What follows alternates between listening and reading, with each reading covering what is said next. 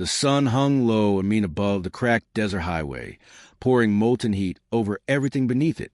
Jake Martin squinted through the dust-caked windshield of his battered pickup, sweat collecting at the base of his neck, where the collar of his worn flannel clung to him like second skin. He leaned forward slightly, gripping the wheel with his callous hands, eyes scanning for jackrabbits or roadkill, anything that might spring up on the drive home from the renter job site. He hadn't been paid yet. Said the check would come Friday. It was always Friday. In the passenger seat, a lunch pail sat unopened. Jake had worked through the break, powered by black coffee and stubbornness. There wasn't much time to waste when you had a daughter to raise, and a mortgage reminder sticking to fridge like a deadline you would feel in your chest. Lila had a field trip coming up, and her teacher had sent home one of those chipper little notes about volunteer donations for the class bus. There was nothing voluntary about it. Lila didn't ask for much. She never did. The truck rattled along the lonely Tulane road, tires crunching over pebbles that had broken free from a neglected shoulder. Up ahead, something moved, a shape stumbling on the edge of the road, small against a vast horizon. Jake slowed instinctively, a frown pulling at the corners of his mouth. As the truck rolled closer, the figure sharpened into a woman. She was barefoot, pregnant, and clearly not okay. Jake pulled over and killed the engine. The abrupt silence made the heat seem louder. He opened the door and stepped out, boots crunching as he crossed toward her, wary but unable to walk away. "Ma'am," he called out, voice low but firm. She looked up, blinking through strands of sweat-stuck hair. Her eyes were large and glassy, and her skin looked like porcelain gone too long in the sun. She didn't respond right away. Instead, her hand floated to her belly, as if grounding herself. "Are you all right?" Jake asked again, closer now. I think I just need some water," she said, voice soft and hoarse. "And maybe somewhere to sit down." Jake glanced around. There was nothing for miles but scrub and sky. He gestured to the truck. "I've got AC and a bottle of water. Come on." She hesitated, not with fear but pride, like someone used to asking for help. He recognized the look. He'd warned himself once, after the funeral, when casseroles and kindness felt like burdens instead of gifts. Jake stepped aside and let her choose. After a beat, she nodded and shuffled toward the truck, one hand on her swollen belly, the other shielding her eyes. He helped her up, careful not to touch too much, then got behind the wheel and turned the engine over. The icy wheezed of life like a dying beast, but it was better than nothing. "What's your name?" he asked as they pulled onto the road again. "Elena," she murmured. "Just Elena." "All right, Elena. I'm Jake." She nodded faintly, head resting against the window. Her breathing was shallow but steady. He handed her the water bottle from the cup holder. She drank slowly, each sip deliberate. They drove in silence for a few miles, the road stretching endlessly before them. Jake glanced at her every so often, noting the quality of her dress. Too fine for someone walking alone on desert roads. She had the kind of beauty that didn't need grooming. High cheekbones, dark lashes, a grace that clung even under layers of exhaustion. "How far do you walk?" he asked. "Car broke down outside of Garland. Thought I could make it to town on foot. I guess I overestimated." Jake nodded, digesting that. Garland was nearly 10 miles back. There was no purse, no luggage, just her baby, and a thin gold band on her finger. "You got someone I can call?" he asked, keeping his voice neutral. She hesitated, eyes still fixed on the horizon. "No, my husband passed away. In a car accident. It was recent." Jake didn't push. He knew grief when he saw it. And he also knew that kind of sudden, fragmented storytelling that came when someone was trying not to fall apart. They reached his place just past 5. The small, 2-bedroom house sat tucked behind a sagging wooden fence, surrounded by dry brush and the smell of wood shavings. Tools lay scattered across the porch, and a hand-painted sign leaned against the steps. "Martin Carpentry, an old job too small." Elena took it all in as he helped her out of the truck. She said nothing, just followed him inside, her steps slow but steady. "Shoes off if you can manage," he said. "Lila's rules." "Lila?" "My daughter, 8 going on 30. Inside, The air was cooler, shaded by drawn curtains and the smell of sawdust and lemon oil. A few toys were scattered across the floor, dolls and dinosaur figurines arranged in what looked like the aftermath of a peace treaty. "Dad." Lila's voice floated in from the hallway. She peeked around the corner, hair in uneven braids, eyes wide as saucers when she spotted Elena. "Hey, baby," Jake said. "We got company. This is Miss Elena. She needs a place to rest for a little bit." Elena smiled gently. "Hello, Lila." Lila stared, then waved. "Are you going to have a baby?" Jake cleared his throat. "Lila." "It's okay," Elena said with a chuckle. "Yes, very soon, I think." "That's cool," Lila said, already warming. "Do you want to see my purple dinosaur? He guards my room." Elena gave a small nod. "Maybe after I sit down for a bit." Jake led her to the couch and offered a blanket, though it was warm. She pulled it over her lap anyway, as if trying to disappear inside it. He went to the kitchen and poured her a bowl of canned peaches, added a slice of bread, and brought it out. "You don't have to do this," she said, "but reach for the spoon all the same." "I know," Jake replied. "Eat anyway." She did. Slowly, deliberately. Lila perched nearby, fascinated, then wandered off with promises to draw a picture of Elena's baby. Jake leaned against the doorway and watched, arms crossed, mind turning. Whoever this woman was, she didn't belong to the dust and rust of this town. But he didn't ask more. Not yet. As the sun sank behind the low hills, casting everything in a golden hush, Jake brought out a fresh pillow and made up the guest room. It had once been his wife's craft room, and used now, except for storage, but it smelled clean, lived in, like someone had waited for a purpose it had finally found. When Elena stepped in and saw the space, she paused. "You really don't have to go to all this trouble." "I'm not. This is just what decent people do."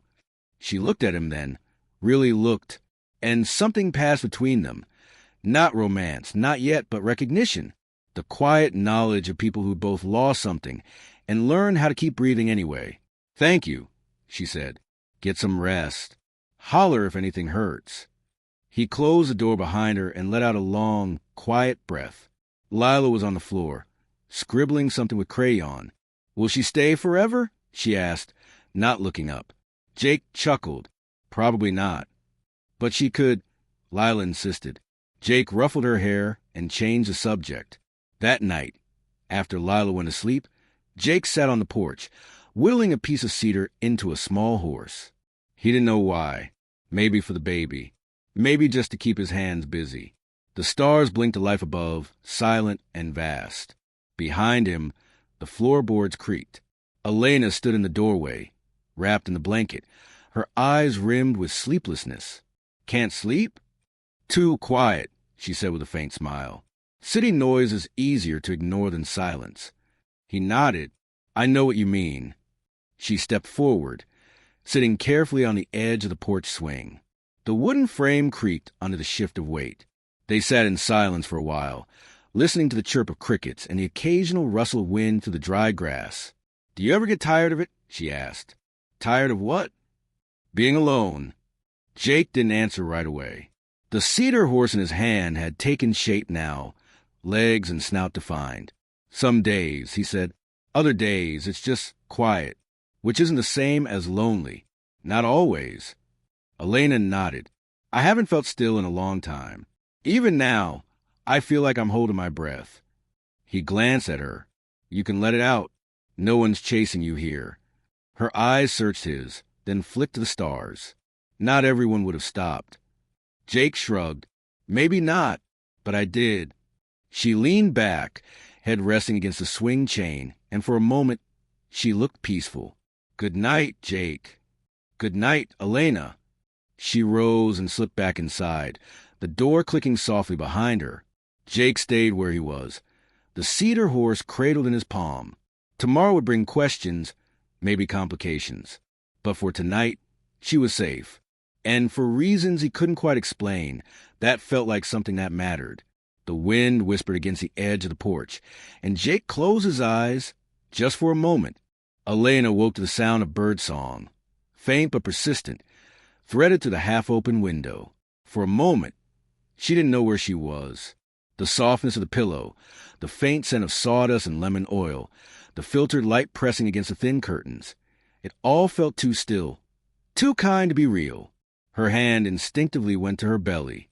The baby shifted inside, a reassuring pressure that brought her back into her body. She sat up slowly, brushing hair from her eyes, and glanced around the room. It was simple, no frills tidy, clearly repurposed from something else.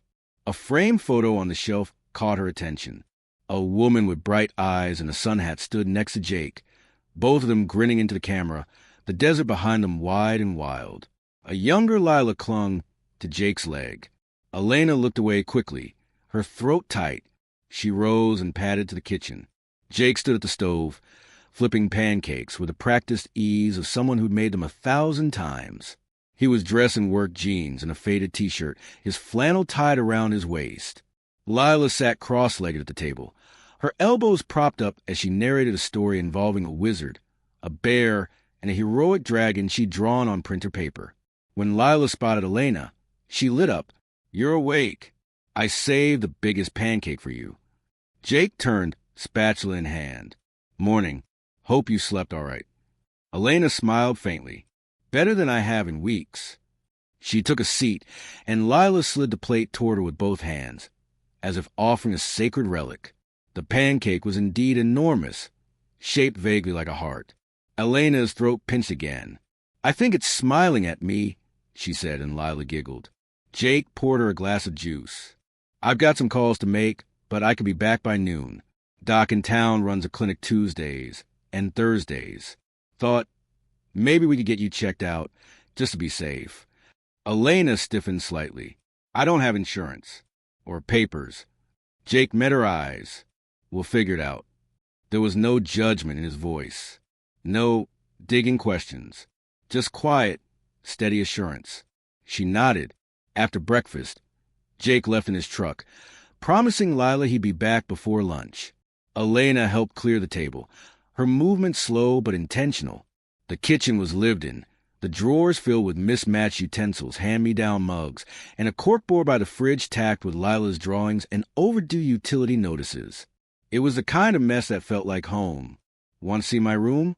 Lila asked, already taking her hand. Elena followed her down the short hallway. The room was painted a pale yellow, filled with books, stuffed animals, and cardboard castles made from cereal boxes. Lila flopped onto the bed and patted the spot beside her. "Did you always want a baby?" she asked. The question caught Elena off guard. She sat down, smoothing the blanket beneath her. "I didn't plan for it. But now that it's real, I think I do. Want it, my mom wanted me," Lila said. "She used to sing to me in the bath." Elena smiled softly. "She sounds wonderful." "She was," Lila said, then picked up a dinosaur plush. "This one's name is Victor. He's brave. You can borrow him if you want." Elena took the plush gently. "Thank you, Lila. I think I will." By the time Jake returned, Elena had washed the dishes, swept the floor, and was halfway through folding the laundry on the couch.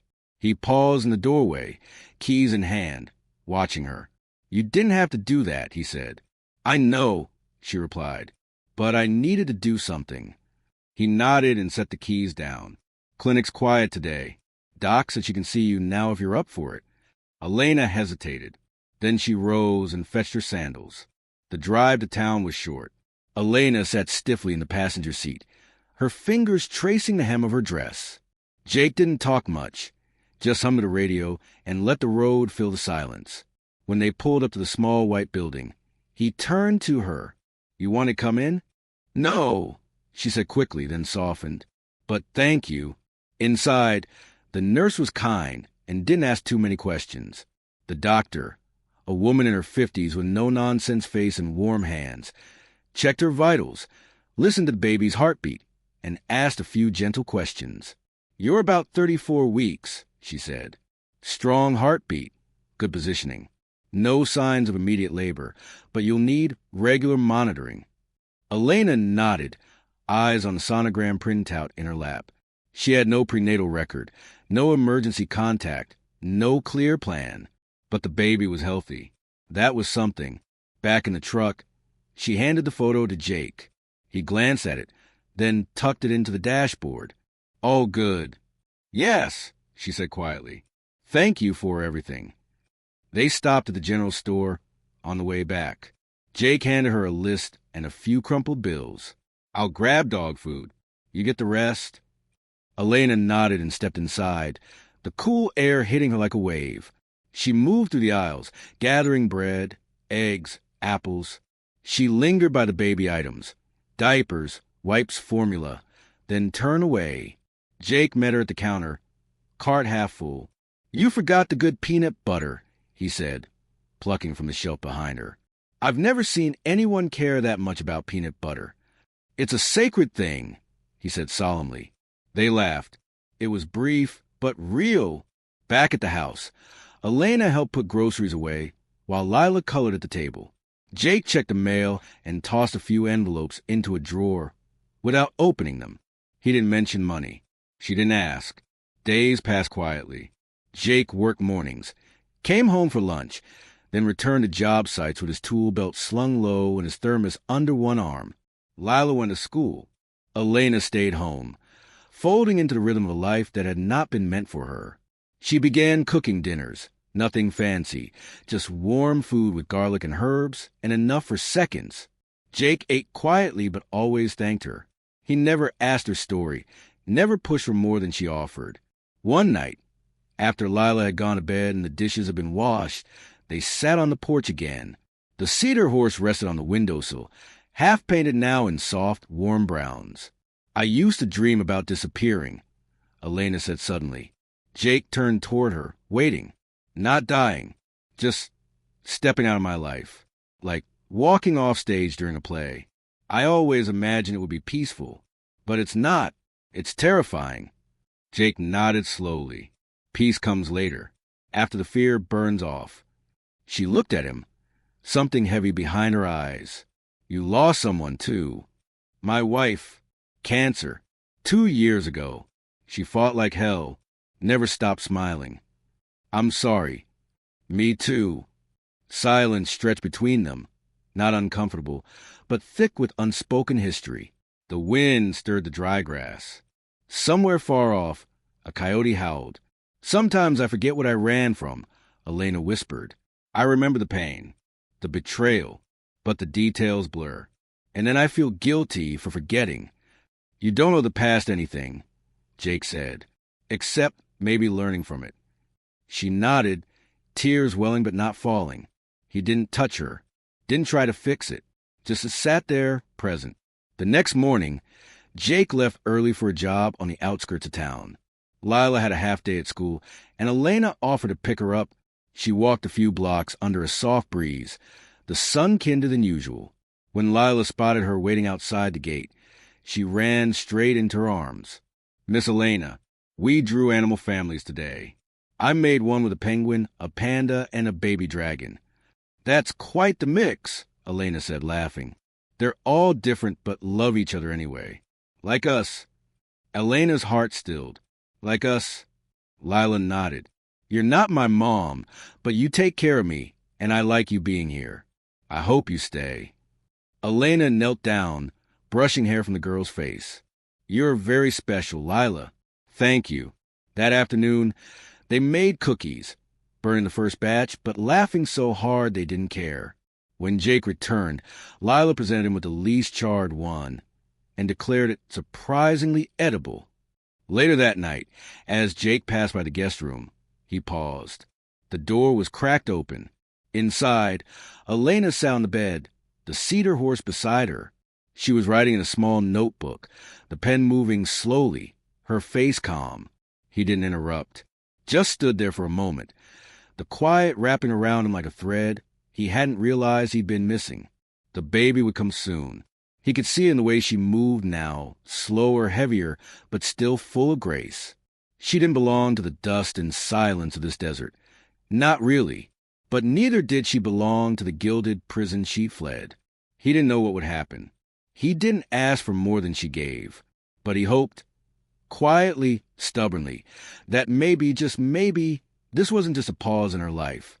Maybe it was a beginning. When he stepped away, the creak of the floorboard made her glance up. She smiled, soft and tired. He nodded, then kept walking. The night deepened, stars crowding close over the roof, the air thick with summer and silence. The heat clung to the late August air, thick like wool, pressing down on the desert town as if daring it to move. Elena stood on the back porch with a glass of cold water balanced against her belly. The cicadas screamed in the cottonwoods. Inside, Lila's voice floated to the window as she practiced reading aloud, stumbling through unfamiliar words, correcting herself with fierce determination. Jake was still at the worksite. He said the roof job needed to be finished before the next round of windstorms. Elena rubbed her belly gently, murmuring soft reassurances she didn't fully believe. She hadn't told Jake yet, but the baby had dropped. The doctor had said it could mean labor was near, or it could mean nothing. Every twitch, every pulse felt like a warning. The past few weeks had settled into a rhythm she hadn't expected. Quiet mornings, shared tasks, Lila's laughter, Jake's rough hands bringing in the scent of cedar and sun. It was easy to pretend there wasn't a clock ticking behind her ribs. But the past had started to seep in. That morning, while folding laundry, she'd found a letter in the bottom of one of Jake's drawers. It wasn't snooping, at least not intentionally. She had been looking for a pair of socks for Lila, something clean and unmatched. The letter had no envelope, just creased paper with a smudged heading from a hospital. Her name hadn't been on it. Neither had Lila's. But Jake's wife, Samantha, had written it before her last treatment. "Don't forget to live, Jake," it said. "Even when I'm gone, let yourself feel again. Let yourself love." Elena hadn't mentioned it, but the words lodged somewhere inside her. By the time Jake returned, the sky was pink with exhaustion. Dust streaked his shirt, and his arms were sunburned at the edges. He wiped sweat from his brow and looked at her with something softer than fatigue. "You all right?" She nodded. "Just hot." He stepped onto the porch beside her, took the glass from her hand, and drank. She watched the way his throat moved, the veins in his hands. There were lines at the corners of his eyes now, maybe from sun, maybe from sorrow. "I think I should leave after the baby's born," she said quietly. He paused. "Why?" "It's not fair to you. Or Lila. This isn't a forever thing. I was never supposed to stay." Jake looked out toward the horizon. The land was wide and unknowable. "I never asked you to leave. That's the problem. You never asked me anything. Not where I'm from, not who I was, not what I'm running from." He met her gaze. "Because you'll tell me when you're ready. I figured you deserved that space." "But don't you want to know?" she asked, her voice rising slightly. "Of course I do," he said. "But I also know what it's like to have your life ripped out from under you. To need silence more than answers. I was trying to be decent." She swallowed hard. "I don't know how to tell you without ruining this." "Then don't tell me yet," he said. "Let it come when it needs to. We're not broken just because it's complicated." She wanted to argue, but the baby shifted inside her, and all she could do was exhale slowly and gnawed. That night, sleep refused to come. She lay in bed staring at the ceiling, the fan's slow rotations hypnotic. Her thoughts swirled, of her husband's betrayal, of the glossy mansion she'd fled, of headlines and inheritance and secrets buried too shallow. She had changed her name when she disappeared, cut her hair, burned photos. But the truth didn't stay buried. It echoed. She hadn't told Jake that her husband was still alive, that the accident she mentioned had been a lie, a placeholder for a grief she hadn't yet earned. The man she married had hurt her in ways no bruise could show. The billionaire with charm like arsenic and fists that never left marks. His empire had eyes everywhere, and she knew it was only a matter of time before those eyes turned to this town. The thought of him finding her here, of finding Lila, finding Jake, made her stomach clench harder than any contraction. The next day, she found Jake in his workshop, sanding the cedar horse's legs. The scent of sawdust was thick in the air, clinging to the beams and his skin. "Teach me," she said, stepping inside, "to do what you do." He looked at her, then passed her a chisel. "All right." They worked in tandem, her movements uncertain at first, then more confident. He guided her hands, correcting her grip without a word. They didn't talk much. They didn't need to. The rhythm of creation, of shaping something out of nothing, filled the space between them. She carved a small rabbit, ears too long, body lopsided. But Jake looked at it like it was gold. Not bad, he said. Has personality. Like me? He smiled. Exactly like you. The days crept by, heavy with the scent of sage and looming change. One afternoon, while Jake was fixing the fence, Lila ran into the house with a flyer clutched in her hands. There's a fall festival next weekend, she declared, with pies and music and everything. Can we go? Jake looked to Elena. Her first instinct was no. Crowds were dangerous. Exposure was dangerous. But Lila's eyes were so bright. Yes, she said slowly. Let's go. She spent the following days in a haze of half preparation. Jake carved a toy for the raffle. Lila rehearsed for the school play, and Elena found herself staring at her reflection in the mirror longer than usual. She didn't recognize the woman who looked back. There were smile lines now, a softness around the eyes, the weight of survival, yes, but also the faint glow of healing. Then, 2 days before the festival, the letter arrived. It was folded neatly inside a nondescript envelope with no return address. Just her real name printed in sharp mechanical font. Elena. She sat at the table for nearly an hour before opening it. Her hands trembled. The words inside were brief. I know where you are. Let's not make this difficult. Come home, or I will come there. Her vision blurred. The world shifted. The illusion of safety cracked open like dry earth. When Jake came home, she didn't mention it. She couldn't. Instead, she went to the workshop and sanded the rabbit again and again until her fingers were raw. That night, she packed a small bag and placed it by the door, just in case.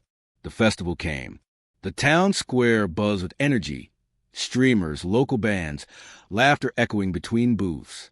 Elena wore a wide-brimmed hat and kept close to Jake and Lila. They bought kettle corn, watched the pie-eating contest, and danced to a fiddle tune in the dust. For a few hours, everything felt like a dream that hadn't yet faded. Then she saw him, across the crowd, near the parking lot. Tall, dark suit, sunglasses, watching. Her chest tightened. She turned away quickly, grabbing Jake's hand. I need to go, she whispered. He didn't question it, just nodded and led her and Lila to the truck. Back at the house, Elena locked the doors and shut the curtains. She couldn't breathe. She sat on the couch, shaking. Jake knelt beside her. Tell me. She looked at him, tears streaming silently down her cheeks. He's not dead. My husband. He's looking for me. Jake didn't flinch. Did he hurt you? Yes, she said, in ways I can't even name. Jake stood and paced. You should have told me. I was afraid, she said. Not just of him, of what it meant, of dragging you into it. He knelt again, voice steady. You didn't drag me anywhere. I walked into this with my eyes open, and I'm not walking away. Elena sobbed then, not just from fear, but from the crushing relief of being believed. They moved through the rest of the evening like ghosts. Lila sensed something was wrong, but didn't ask. Jake kept watch. Elena held on to the baby like it was the only anchor she had. At 3 a.m., her water broke. Panic turned to focus. Jake snapped into action, helping her into the truck, driving fast but careful. The hospital was 30 minutes away. She screamed through the pain, clutching the door handle. I'm here, Jake said again and again. I've got you. She was wheeled into maternity ward, her eyes never leaving his until they pulled her away. The hours blurred. Labor came in waves, a tide that drowned everything else. She heard her own voice cracking, the nurses encouraging, machines beeping. Then, finally, a cry. A son. When they placed him on her chest, Elena felt her world shift. This wasn't the end of her story. It was the start of something she never thought she'd be allowed to have. A life, a family, a name that meant more than who she had married. Later, in the quiet of the recovery room, Jake entered holding a stuffed rabbit and a thermos of tea. He's beautiful, Jake said, voice rough. So is this, she whispered. He sat beside her. We'll figure out whatever's coming. She believed him. Outside, the desert wind howled softly, but inside the room it was still, peaceful. The silence didn't feel like hiding anymore. It felt like hope. The boy's name was Daniel. His eyes were the same gray-green shade as a desert sky before a storm, and his fingers curled instinctively around Jake's thumb the first time he held him. Elena had chosen the name in the quiet of the recovery room, cradling him against her chest, whispering it like a prayer. Jake hadn't questioned it. He only repeated it aloud as if grounding it into the earth. Daniel. A month passed. The air began to cool, the wind less oppressive, and the edge of summer finally dulled. Jake spent most mornings bouncing between repairing the school roof and helping Elena adjust to the sleepless rhythm of newborn life. Lila had claimed the role of older sister with a dramatic seriousness, often whispering secrets into Daniel's ear that made Elena smile despite the exhaustion carved beneath her eyes. Jake didn't press for more details about the man who had haunted their silence. After the festival, they changed their routines, avoided crowds, left the porch light off, and added a lock to the back door. It wasn't fear that ruled them, but caution, that and the unspoken acknowledgement that they had created something fragile and precious, and it was worth protecting. But time, like the wind, never stopped for long. One Friday afternoon, a black car pulled up to the edge of Jake's property, dust plume behind it, framing the polished surface like a mirage. Elena saw it from the kitchen window and froze, her hand tightening around the baby's bottle.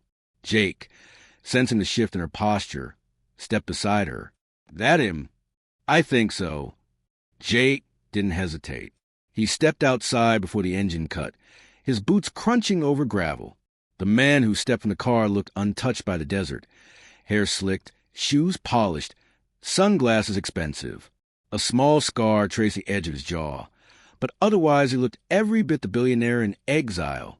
I'm looking for my wife, the man said without preamble. She's not here, Jake replied. The man smiled without humor. I admire the loyalty, but I have legal guardianship over her. She's carrying my child. She already had the baby, Jake said, and if you're here to threaten her, you can leave the way you came. Elena stepped outside then, baby in her arms, voice calm but steel-threaded. His name is Daniel, and he's not your possession. The man turned, lips parting. Elena, finally, you look, well. Jake moved closer. I told you, Elena said, voice rising. I told you to leave me alone. I disappeared because you made my life a cage.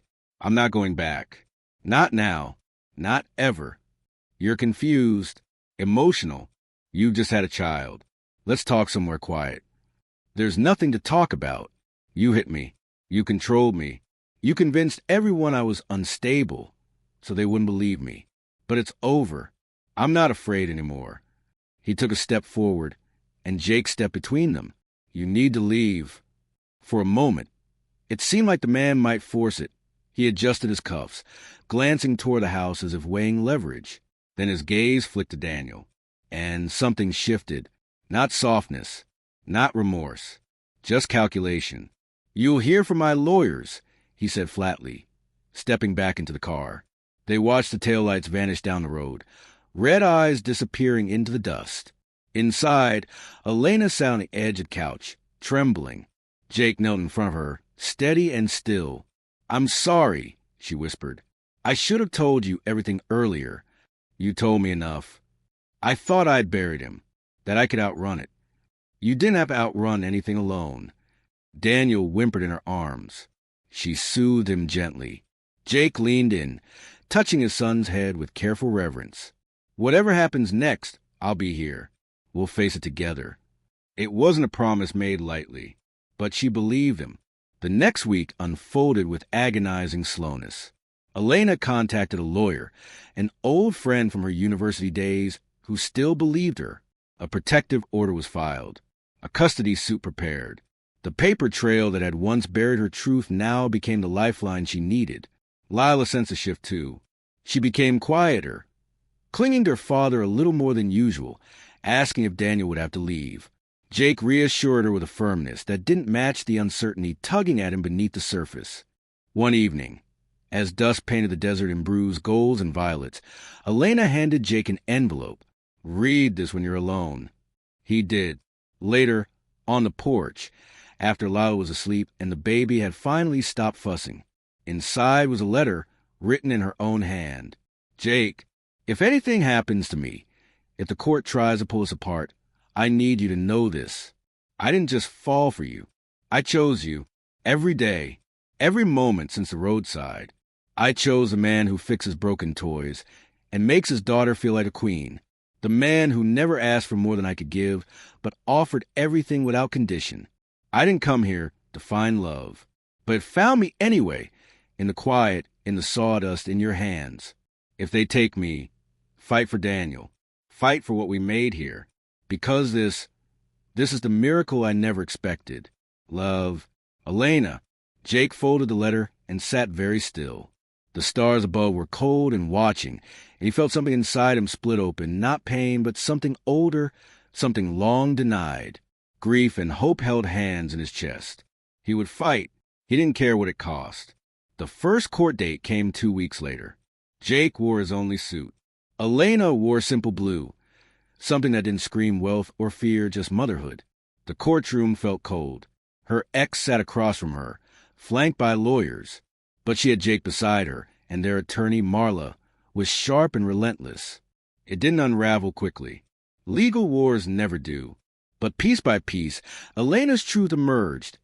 Documented patterns of control, past allegations brushed aside by money, character witnesses from her past, medical records, and most powerfully, a quiet testimony from Jake about who she had become in their home. "She's not running," he said. "She's healing. She's raising our son with love. And she's safe, for the first time in years." When the judge ordered a full custody review and denied the ex-husband's emergency claim, Elena wept into Jake's shoulder. It wasn't final, but it was hope. Real, solid hope. Back in the desert, life began to mend itself again. Jake returned to work. Elena started baking. Small things at first. Pies for the diner. Cakes for the school fundraiser. Lila and Daniel bonded in the gentle chaos of family. And then one morning, a letter arrived. From the ex. No lawyers. No threats. Just one page. "Elena, I can't win this. And maybe that's finally justice. Keep the boy. Keep your life. I'll disappear. Like you did." It was unsigned. She burned it in the kitchen sink. Months passed.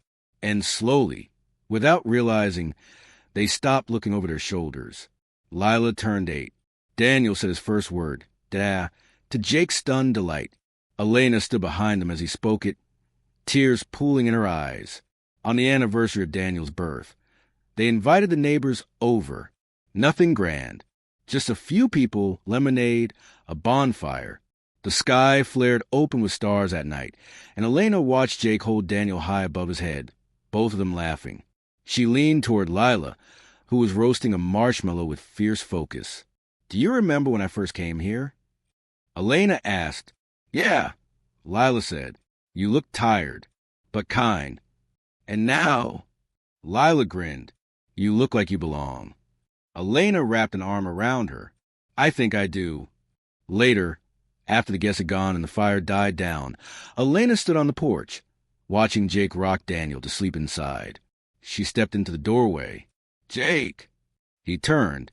"I want to change my name back. To the one I had before I married him." Jake nodded. "And after that," she hesitated, breath catching, "maybe someday I'll take your name." He stepped closer, brushing a curl from her cheek. "Whatever name you want is the right one." She looked around. The tools, the laughter, the child asleep in the next room. "This wasn't supposed to be my life," she whispered. Jake smiled. "That's what makes it a miracle." And in that still moment, as the wind moved gently across the porch and the stars stood witness, Elena finally understood. She hadn't been rescued. She had risen. She had chosen to stop running. And in doing so, she had built something real from a ruin. Love, after all, hadn't saved her. It had made her brave enough to save herself.